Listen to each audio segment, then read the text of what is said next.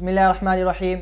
अल्लाहुम्मा सल्लि अला मुहम्मद व अला आलि मुहम्मदिन कमा सल्लैता अला इब्राहीम व अला आलि इब्राहीम इन्नका हमीदुम मजीद। अल्लाहुम्मा बारिक अला मुहम्मद व अला आलि मुहम्मदिन कमा बारकता अला इब्राहीम व अला आलि इब्राहीम इन्नका हमीदुम मजीद। नाज़रीन, अस्सलामु अलैकुम व रहमतुल्लाहि व बरकातुहू। अल्लाह की राह से उम्मीद है आप बखैर व आफियत होंगे। हमारे यूट्यूब चैनल अल खादिम पर आपका इस्तकबाल है।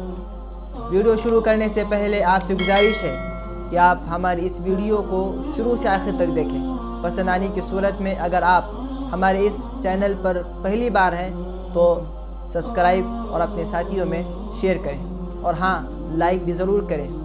और कोई अहम राय और मशवरा हमसे आपने तलब करना है तो कमेंट में उसको ज़रूर आप लिखें।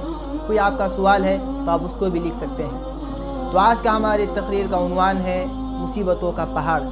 आपको मालूम है कि आप सल्लल्लाहु अलैहि वसल्लम को 40 साल में जो नबूवत मिली, उसके बाद आप सल्लल्लाहु अलैहि वसल्लम ने इसकी दावत देना शुरू की और पैगाम हक़ के लिए आप सल्लल्लाहु अलैहि वसल्लम मक्का की गलियों के अंदर आप घुमा करते और लोगों तक हक़ का पैगाम आप पहुँचाया करते।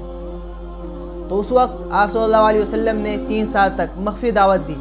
उसके अंदर बहुत से लोग मुसलमान हुए और आप सल्लल्लाहु अलैहि वसल्लम की वो दावत पर लब्बैक कहते और वो इस्लाम कबूल करते।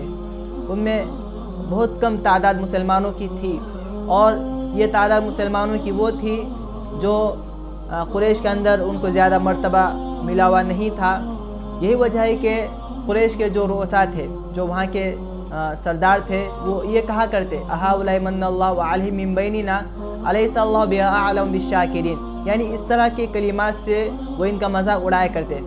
बाज़ जगह पर जो कुरान पाक के अंदर है, जो कुरान पाक की आयत ने उनकी तर्जुमानी की है वो इस तरह से है वमा नराका तबअका इल्ला अल्लज़ीना हम अरादिलूना बादियर राय वमा नरा लकुम अलैना मिन फज़लिन बल नज़ुन्नुकुम काज़िबीन। ए अल्लाह के नबी, जो आपके मानने वाले लोग हैं, हमारे ख्याल के मुताबिक ये वो लोग हैं जो हमारी कौम के अंदर बिल्कुल रजील हैं। इस तरह वो ईमान लाने वाले लोगों के बारे में कहा करते हैं। यानी एक तो ये है कि उनको मक्का के अंदर ज़्यादा मर्तबा मिला हुआ नहीं था। लेकिन नाज़रीन, मुझे आज जो बतलाना है वो ये है कि इन लोगों ने इस्लाम मज़हब कबूल किया और इस्लाम में वो दाखिल हुए।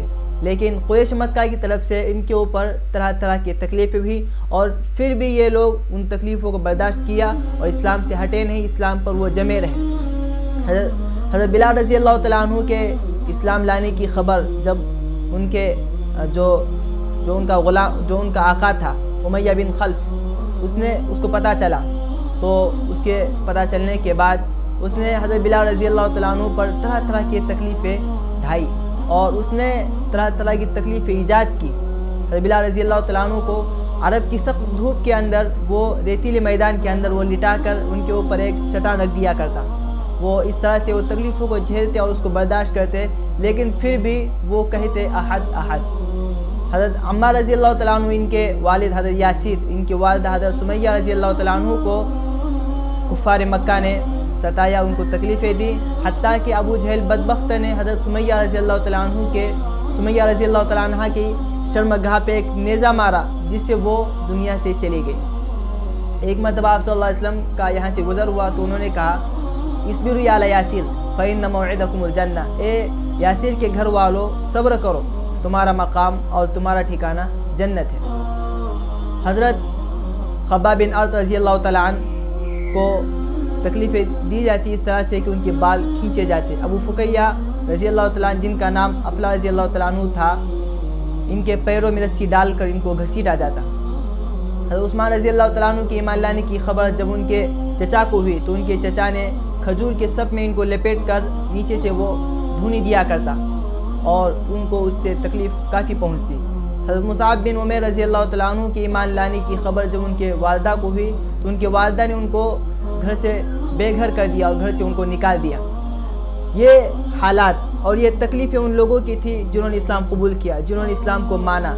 लेकिन फिर भी ये वो लोग थे कि जो इस्लाम की हक़ानियत को समझकर इस्लाम से वो तकलीफ़ें बर्दाश्त तो करते रहे, लेकिन वो हटे नहीं, जमे रहे और उसी पर अपने साबित होने का उन्होंने सबूत पेश किया, इस्लाम पर जमने का सबूत उन्होंने पेश किया।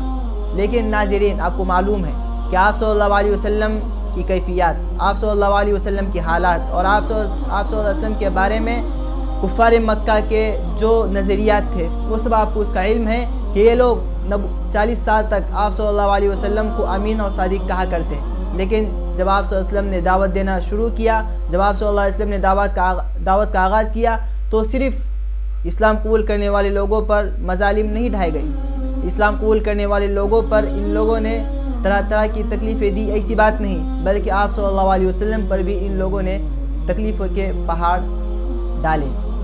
آپ صلی اللہ علیہ وسلم جس مکان میں رہتے، آپ کے مکان کے ارد گرد ابو لہب اور ایک طرف عقبہ بن ابی معیط وہ رہا کرتے، یہ آپ صلی اللہ علیہ وسلم کے گھر کے سامنے گندگی لا کر ڈالتے۔ ایک مرتبہ کا واقعہ ہے کہ آپ صلی اللہ علیہ وسلم وہ کعبۃ اللہ میں نماز پڑھ رہے تھے، عقبہ بن ابی معیط کا وہاں سے گزر ہوا، اس کے پاس ایک چادر تھی، اس نے اپنی چادر کو لپیٹ کر آپ صلی اللہ علیہ وسلم کے گلے میں ڈال دیا اور آپ صلی اللہ علیہ وسلم کے گلے میں ڈال کر اس چادر کو اس نے مروڑا، جس سے آپ صلی اللہ علیہ وسلم کو کافی تکلیف پہنچی۔ حضرت ابوبکر صدیق رضی اللہ تعالیٰ عنہ کا جب یہاں سے گزر ہوا، اس منظر کو انہوں نے دیکھا اور پھر دیکھ کر وہاں آپ ٹھہرے اور پھر آ کر عقبہ بن ابی معیط کو الگ کیا اور کہا اتقولون رجلا ان یقول ربی اللہ وقد جاءکم بالبینات من ربکم، کیا ایک بزرگ شخص کے بارے میں جو صرف یہ کہتا ہے کہ میرا رب اللہ ہے، تم اس طرح کی بات کرتے ہو اور اس طرح ان کو تم ستاتے ہو؟ اس طرح حضرت ابوبکر رضی اللہ تعالیٰ عنہ نے کہا۔ ایک مرتبہ کا واقعہ اسی طرح کا ہے کہ آپ صلی اللہ علیہ وسلم وہ کعبۃ اللہ میں نماز پڑھ رہے تھے، وہاں کفار مکہ کے جو سردار تھے اور جو روسائے قریش کہلاتے تھے، ان کی بیٹھک تھی، ان میں ابو جہل تھا۔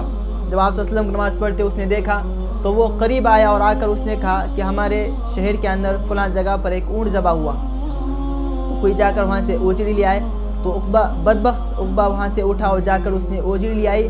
آپ صلی اللہ علیہ وسلم اس وقت سجدے میں تھے، تو جس وقت وہ اوجڑی لے کر آیا تو اس نے لا کر آپ صلی اللہ علیہ وسلم کے پیٹھ پر رکھ دی، تو اس طرح انہوں نے آپ صلی اللہ علیہ وسلم کو ستایا۔ حضرت عبداللہ بن مسعود رضی اللہ تعالیٰ عنہ ایک صحابی ہیں، وہیں پر موجود تھے، وہ کہتے ہیں کہ ان لوگوں کی موجودگی میں کچھ نہیں کر سکا، لیکن آپ صلی اللہ علیہ وسلم کی ایک بیٹی حضرت فاطمہ رضی اللہ تعالیٰ عنہ، وہ جب ان کو اس کا علم ہوا کہ میرے ابا کو اس طرح سے وہ کفار مکہ تکلیفیں دے رہے ہیں اور ان کے اوپر ایک اوجڑی ڈالی گئی ہے، تو وہ دوڑتی ہوئی آئی اور آ کر آپ صلی اللہ علیہ وسلم کی پیٹھ سے اس اوجڑی کو انہوں نے الگ کیا۔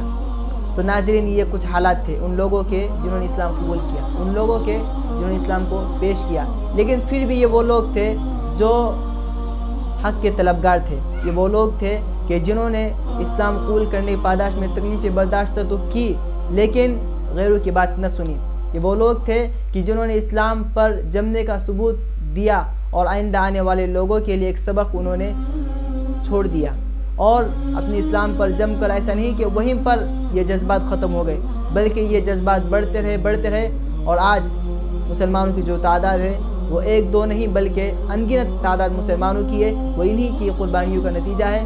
تو ناظرین، آج کے لیے بس اتنا ہی۔ آئندہ کل جو ہم ایک ویڈیو پیش کریں گے آپ کے سامنے، جو ایک موضوع لے کر آئیں گے، وہ بہت ہی اچھا موضوع ہوگا، تب تک کے لیے آپ ہمارا انتظار کریں۔ السلام علیکم ورحمۃ اللہ وبرکاتہ۔